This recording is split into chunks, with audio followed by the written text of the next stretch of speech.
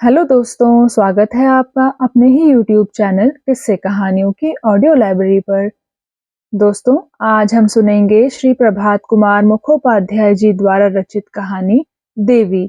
अच्छा, इससे पहले कि हम कहानी की ओर आगे बढ़ें, मैं आशा करती हूँ कि आपने अभी तक इस चैनल को सब्सक्राइब कर लिया होगा और अगर नहीं किया है तो अभी कर लीजिए।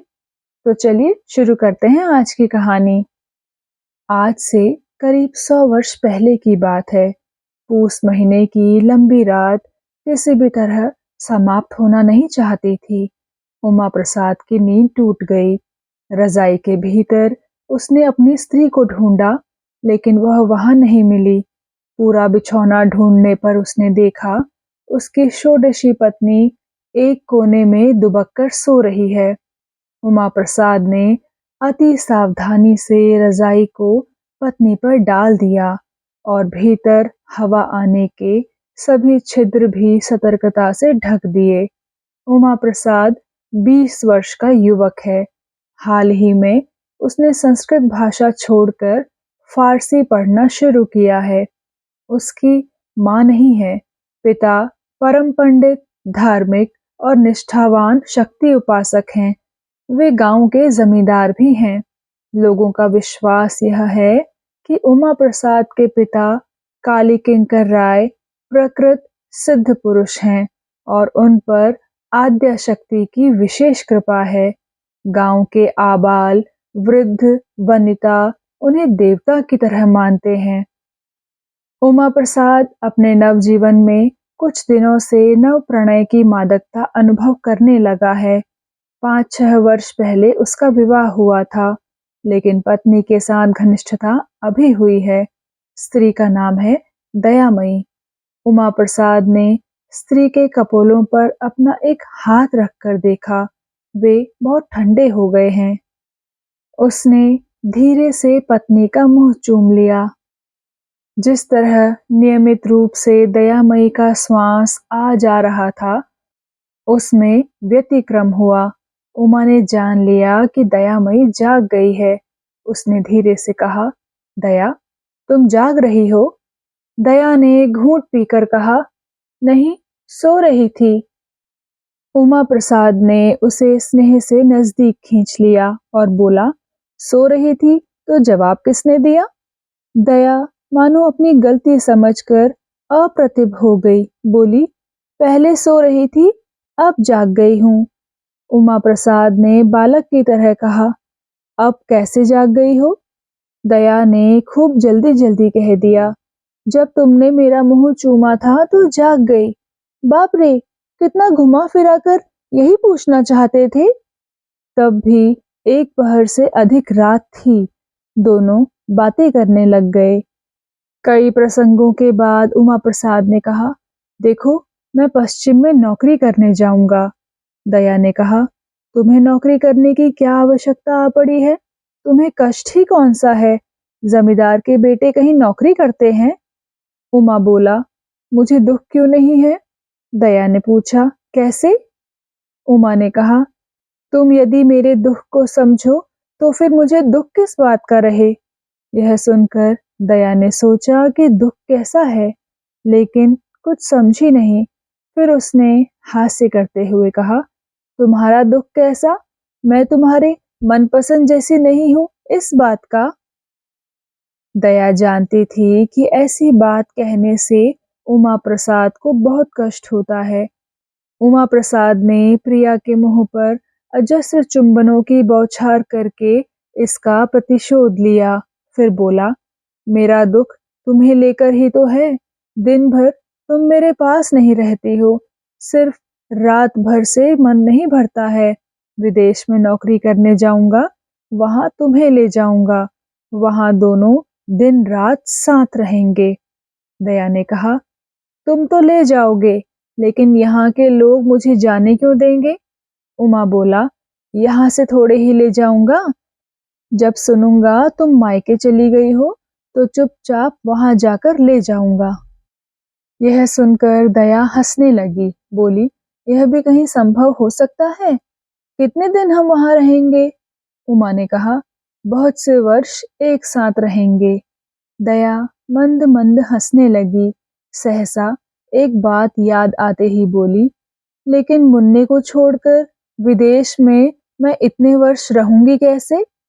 उमा प्रसाद ने स्त्री के गाल पर अपना गाल रखते हुए कहा, तब तक तेरे भी एक मुन्ना हो जाएगा।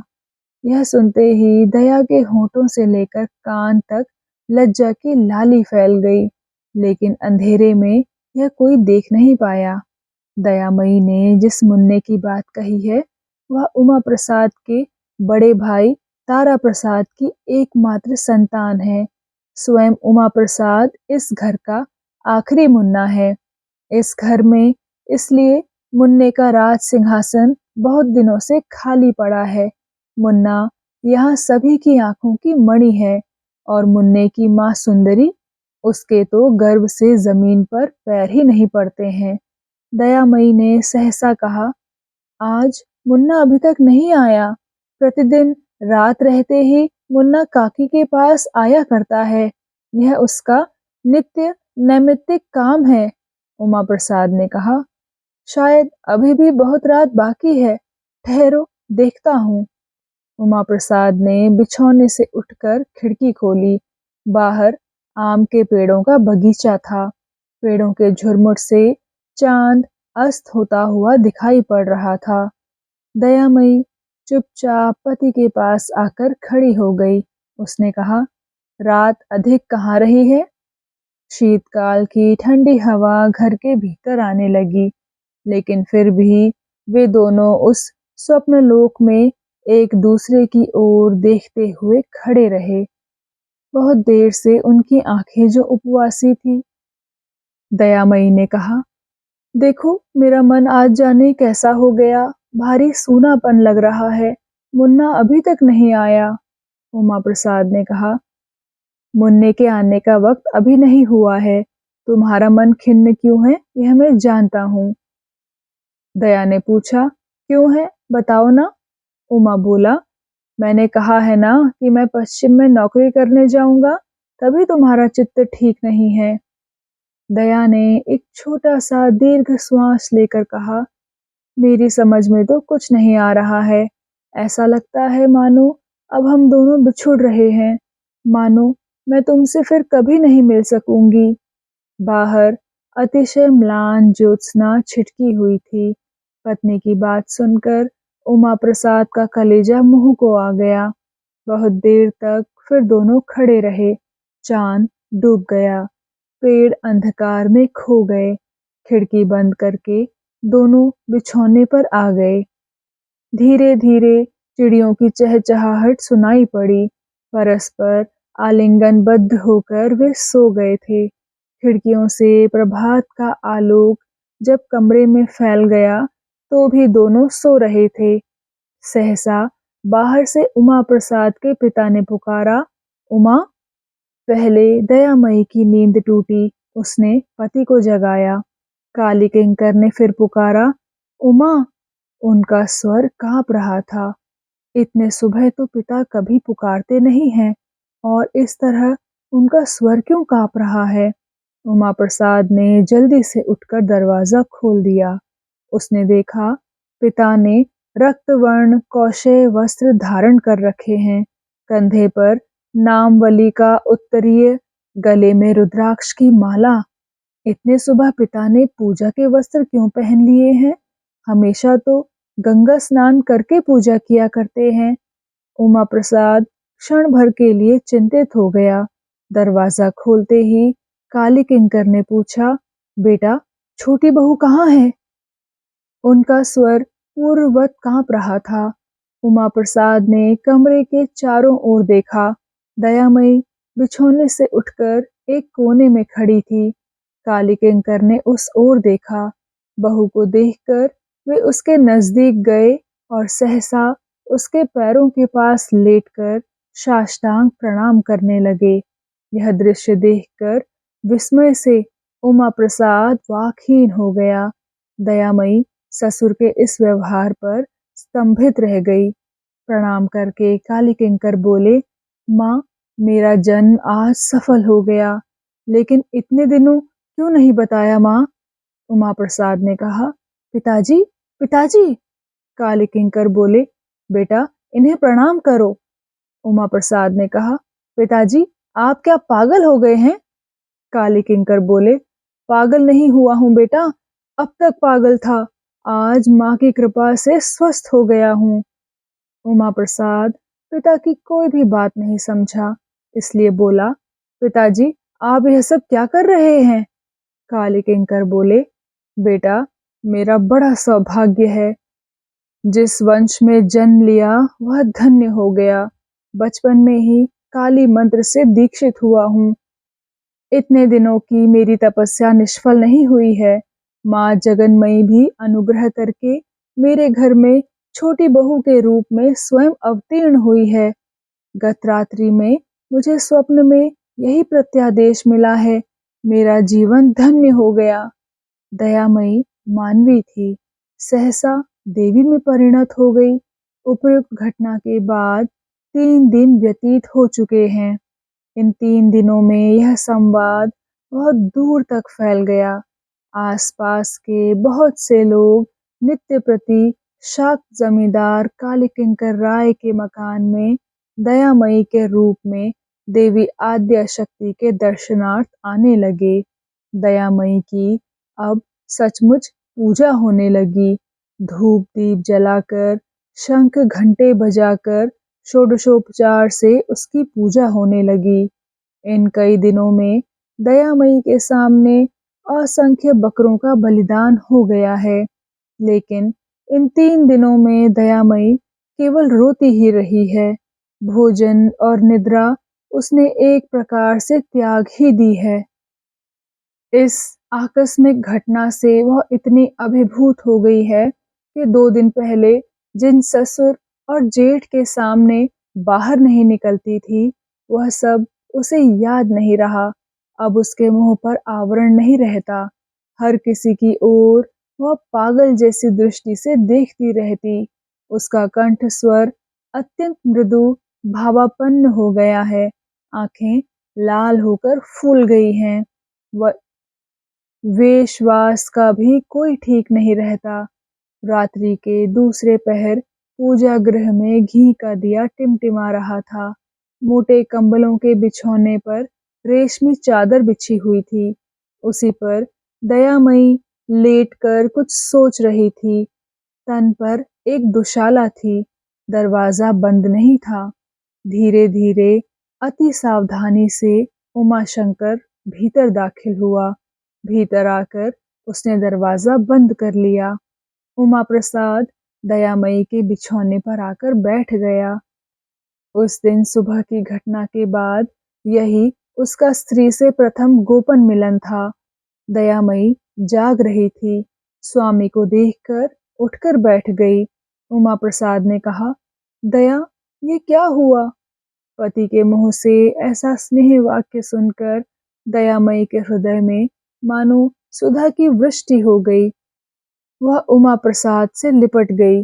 उमा प्रसाद ने स्त्री के शरीर का दुशाला हटाकर उसे अंक में भर लिया। फिर उच्छ्वसित स्वर में कहा, दया, दया ये क्या हो गया? दया क्या जवाब देती? उमा प्रसाद थोड़ी देर चुप रहा, फिर बोला, तुम क्या सोचती हो कि यह सब सच है? क्या तुम मेरी स्त्री नहीं हो, देवी हो?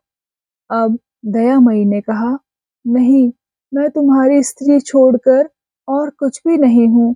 मैं तुम्हारी दया के अलावा और कुछ भी नहीं हूँ। मैं देवी नहीं हूँ। यह सुनकर उमा प्रसाद ने साग्रह उसके मुंह को चूम लिया और बोला, दया तो चलो हम यहाँ से भाग चलें। ऐसे स्थान पर जाकर रहेंगे जहाँ हमें ढूंढता हुआ कोई पहुंच ना सके। दया ने कहा, तो चलो, लेकिन जाओगी कैसे? उमा प्रसाद ने कहा, वह सब मैं ठीक कर लूंगा, बस थोड़ा वक्त लगेगा। दया ने कहा, कब होगा? जल्दी करो, नहीं तो मैं मर जाऊंगी। मेरे प्राण गले में अटके हुए हैं। यदि मृत्यु भी नहीं हुई तो पागल जरूर हो जाऊंगी। उमा प्रसाद ने कहा, नहीं दया, ऐसा मत सोचो।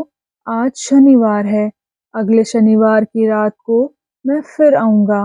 उसी दिन हम दोनों यहाँ से चले जाएंगे। इन 7 दिनों तक तुम जरा धीरज धर कर रहो। दया ने कहा, अच्छा। उमा प्रसाद ने कहा, अब मैं जाता हूँ, कोई कहीं से आ न जाए। कहकर एक बार फिर उसने पत्नी को कसकर आलिंगन में बांध लिया, फिर धीरे धीरे अंधकार में अदृश्य हो गया। दूसरे दिन दयामयी की पूजा जब समाप्त हो गई तो गांव का एक अति वृद्ध व्यक्ति लाठी टेकता आया। उसकी धसी हुई आंखों से आंसुओं की धारा बह रही थी। उसने आकर दयामयी के सामने घुटने टेक कर और हाथ जोड़कर कहा, माँ, मैंने जीवन भर तेरी पूजा की है, आज मेरे ऊपर संकट आ गया है। देवी, आज भक्त को बचाओ। दयामयी वृद्ध की ओर उदास दृष्टि से देखने लगी।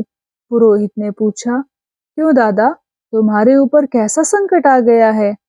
वृद्ध ने कहा, मेरा नाती कई दिनों से बीमार है। आज सुबह कविराज भी जवाब दे गए हैं। वह यदि नहीं बचेगा तो मेरा वंश ही लोप हो जाएगा। तभी देवी के पास उसकी प्राण भिक्षा के लिए आया हूँ।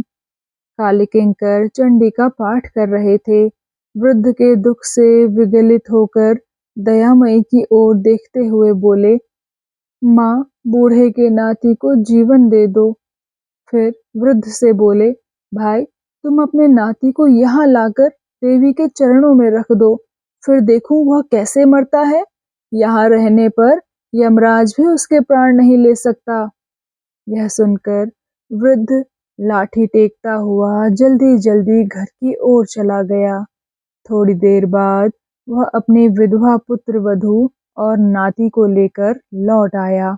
दयामयी के पैरों के पास बिछौना करके मृतकल्प शिशु को रखा गया। कभी कभी पुरोहित थोड़ा चरणामृत बालक के मुंह में डाल देता था। शिशु की विधवा युवती माता दयामयी की सखी थी। उसके व्यथातुर मुंह की ओर देखकर दयामयी का हृदय भर आया। शिशु को देखकर उसकी आंखों से आंसू निकलने लगे। एकांत मन से उसने प्रार्थना की, हे भगवान, मैं देवी हूँ, काली हूँ या जो भी हूँ, इस बच्चे को जीवन दे दो प्रभु। दयामयी की आंखों में आंसू देखकर सभी चिल्ला उठे, जय हो, देवी की जय हो, माँ की कृपा हो गई, देखो देवी की आंखों में आंसू आ गए हैं। काले किंकर दुगने जोश से चंडी का पाठ करने लगे। दिन ज्यों-ज्यों बढ़ता गया, शिशु की अवस्था उतनी अच्छी होती गई। संध्या को उसकी हालत देखकर वृद्ध खुशी मन से उसे घर ले गया। दयामयी के देवी होने का समाचार जितनी तेजी से फैला था, उससे कहीं शीघ्र मुमूर्ष शिशु की प्राण रक्षा की घटना चारों ओर फैल गई। दूसरे दिन सुबह ही एक और व्यक्ति ने आकर निवेदन किया, देवी, मेरी कन्या को आज 3 दिन से प्रसव पीड़ा हो रही है। उसकी हालत हर क्षण खराब हो रही है। उसे बचाओ जगन्माता। काले किंकर बोले, अरे सब ठीक हो जाएगा। देवी का चरणामृत ले जाकर उसे पिला दो। जब व्यक्ति ने भक्ति से दयामयी के चरणों में प्रणाम किया और चरणामृत लेकर चला गया, दोपहर को खबर आई कि उस व्यक्ति की कन्या ने चरणामृत पीकर एक राजकुमार जैसे बच्चे को जन्म दिया है। आज शनिवार है। उमा प्रसाद आज दयामयी को लेकर छिपकर गृह त्याग करने वाला है। उसने सारा आयोजन ठीक कर लिया है, आवश्यक अर्थ संग्रह भी किया है। आधी रात के समय जब सब सो गए तो उमा प्रसाद चोर की तरह पूजा गृह की ओर गया। कमरे के कोने में घी का दिया उसी तरह टिमटिमा रहा था। दयामयी के बिछौने पर उमा प्रसाद जाकर बैठ गया। दयामयी सो रही थी। उमा प्रसाद ने पहले सस्नेह दयामयी के कपोलों को चूम लिया, फिर देह को झकझोर कर उसे जगाया। नींद टूटते ही वह हड़बड़ाकर बिछौने पर उठकर बैठ गई। उमा प्रसाद ने कहा, इतनी नींद? उठो चलो। दया ने पूछा, कहाँ? उमा ने कहा, कहाँ? जाने के समय पूछती हो? चलो, आज रात को ही हम नौका से पश्चिम की ओर भाग जाएंगे। दया कुछ देर चुपचाप सोचती रही। उमा प्रसाद ने कहा, उठो उठो, रास्ते में चलते चलते सोचना, मैंने सब ठीक कर लिया है। यह कहकर उसने स्त्री का हाथ पकड़ लिया। सहसा दया ने हाथ छुड़ाकर कहा, तुम मुझे स्त्री के रूप में और स्पर्श मत करना। मैं देवी नहीं हूं, ऐसी बात मैं जोर देकर नहीं कह सकती। सुनते ही उमा प्रसाद हंसने लगा। स्त्री का मुंह दोनों हाथों से पकड़कर चुंबन लेने जा रहा था, लेकिन सहसा दयामयी उससे दूर हो गई। फिर बोली, नहीं नहीं, इससे शायद तुम्हारा अकल्याण हो। यह सुनकर उमा प्रसाद पर मानो वज्रपात हुआ। उसने कहा, दया तुम भी पागल हो गई हो।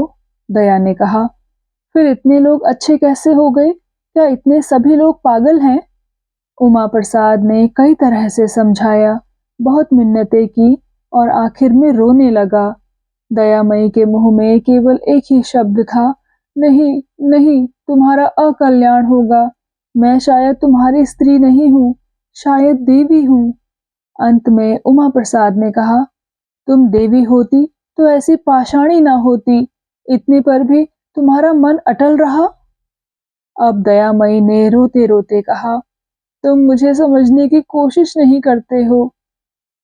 उमा प्रसाद दयामयी के बिछौने से उठकर विक्षिप्त की भांति अस्थिर भाव से चहलकदमी करने लगा।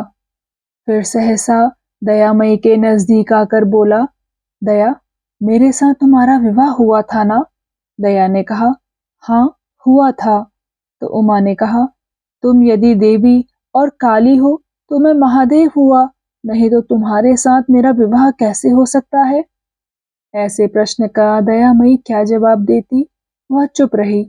उमा प्रसाद कहता गया, तुम यदि देवी भगवती हो तो नरलोक में किस व्यक्ति का साहस है कि तुमसे विवाह करे? मैं जो इतने दिनों तुम्हारा पति रहा हूँ, इसी से समझना चाहिए कि मैं भी मनुष्य नहीं हूँ, देवता हूँ, स्वयं महेश्वर। दयामयी ने कहा, यदि ऐसा ही है तो मैं तुम्हारी स्त्री ही हूँ, देवी हूँ या मनुष्य, मैं तुम्हारी स्त्री ही हूँ। यह सुनकर उमा प्रसाद को मानो मनचाही वस्तु मिल गई। स्त्री को हृदय से लगाकर कहा, चलो हम चलें, यहाँ जितने दिन रहेंगे उतने दिन हमारा तुम्हारा विच्छेद रहेगा ही। दया ने कहा, तो चलो। थोड़ी दूर पैदल चलकर गंगा के किनारे नाव पर चढ़ना था, लेकिन थोड़ी दूर जाकर दया सहम कर खड़ी हो गई। फिर पूर्ववत दृढ़ स्वर में कहा, नहीं, मैं नहीं जाऊंगी। उमा प्रसाद ने फिर अनुनय विनय की, लेकिन दया किसी भी तरह राजी नहीं हुई। दयामयी ने कहा, मैं यदि देवी हूँ, तुम यदि मेरे पति महेश्वर हो, तो चलो हम दोनों लौट चलें, दोनों एक साथ पूजा ग्रहण किया करेंगे, भागे क्यों? इतने लोगों की भक्ति को धक्का क्यों लगाएं? मैं नहीं भागूंगी, चलो हम लौट चलें। मर्माहत होकर उमा प्रसाद ने कहा, तुम अकेली ही लौट जाओ, मैं नहीं जाऊंगा। ऐसा ही हुआ। दयामयी अकेली ही देवित्व पर लौट आई। उमा प्रसाद उस अंधेरी रात में जो कहीं चला गया, फिर उसका कोई संवाद नहीं मिला। दयामयी के देवित्व में सभी को विश्वास था, केवल नहीं था तो उसकी जेठानी हर सुंदरी मुन्ने की माँ को। इसलिए पहले जब अपने देवी होने पर दयामयी को ही विश्वास नहीं हो रहा था, तो वह एक दिन बड़ी बहू हर सुंदरी के पास जाकर रोने लगी, दीदी यह मुझे क्या हो गया है? उस वक्त बड़ी बहू ने कहा था, क्या करूं बहन, ससुर जी पागल हो गए हैं। उमा प्रसाद को गए 2 सप्ताह बीत गए। तीसरे सप्ताह में मुन्ने को बुखार हो गया। दिन प्रतिदिन बच्चा सूखता गया। वैद्य आए, लेकिन काली किंकर ने उन्हें चिकित्सा नहीं करने दी। बोले, मेरे घर में जब स्वयं देवी का अधिष्ठान है तो यहाँ वैद्य का क्या काम? माँ के चरणामृत को पीकर न जाने कितने लोग अच्छे हो गए। बड़ी बहू ने अपने पति तारा प्रसाद से कातर प्रार्थना की, लड़के को कविराज को दिखाकर कोई दवा दो, नहीं तो वह नहीं बचेगा। वह राक्षसी डायन मेरे बच्चे को खा जाएगी। तारा प्रसाद अत्यंत पितृभक्त थे। पिता का विश्वास, पिता का विधान, इन्हें वे वेद की तरह मानते थे। इसलिए बोले, खबरदार, ऐसी बातें मत करो, मुन्ने का अकल्याण होगा। देवी जो करेंगी वही होगा। लेकिन बड़ी बहू के प्रतिदिन के रोने धोने से एक दिन काली किंकर ने दयामयी से पूछा, देवी, मुन्ने का बुखार तेज होता जा रहा है, उसे वैद्य की दवा जरूरी है क्या? दयामयी ने कहा, नहीं, उसे मैं ही ठीक कर दूंगी। काली किंकर निश्चिंत हो गए।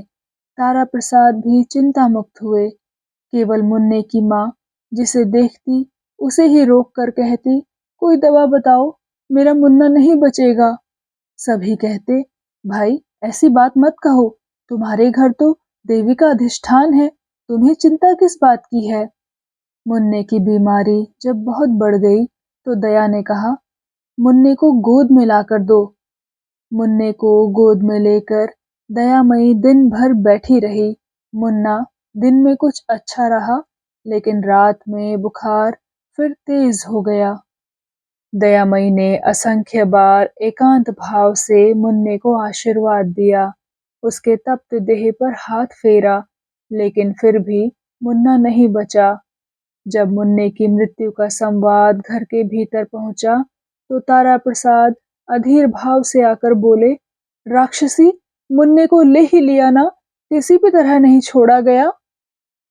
मुन्ने की माँ पहले तो शोक से अत्यंत विह्वल हो गई, बाद में जब थोड़ी संभली तो जो मुंह में आया वही दयामयी से कह दिया। उसने गाली देते हुए कहा, वह देवी कहाँ है? वह तो राक्षसी है, देवी कहीं बच्चे खाती है। काली किंकर ने छल छल नेत्रों से कहा, देवी, मुन्ने को लौटा दे, अब भी उसका देह नष्ट नहीं हुआ है। दयामयी रोने लगी। मन ही मन यमराज को हुक्म दिया, अभी मुन्ने की आत्मा उसके शरीर में लौटा दो। आदेश का कोई प्रतिफल नहीं निकला तो विनती करने लगी। आद्य शक्ति की विनती से भी यमराज ने मुन्ने के प्राण नहीं लौटाए। तब दया को अपने देवित्व पर अविश्वास हुआ। आज उसकी पूजा वगैरह नहीं हुई। दिन भर कोई उसके नजदीक नहीं आया। वह अकेली बैठी सोचती रही। संध्या हुई, जैसे तैसे आरती समाप्त कर दी गई। दूसरे दिन काली किंकर उठकर जब पूजा गृह में गए तो स्तंभित रह गए। पहनने के वस्त्र को रस्सी की तरह गले में बांधकर छत से लटककर देवी ने आत्महत्या कर ली थी। तो दोस्तों, इसी के साथ ये कहानी यहीं पर समाप्त। आपको क्या लगता है, मुन्ने की मृत्यु तथा देवी की आत्महत्या के पीछे वास्तविक कारण कौन रहा? कृपया अपने विचार कमेंट सेक्शन में आकर जरूर बताइएगा। मैं मिलूंगी आपसे किसी और कहानी के साथ। तब तक के लिए धन्यवाद।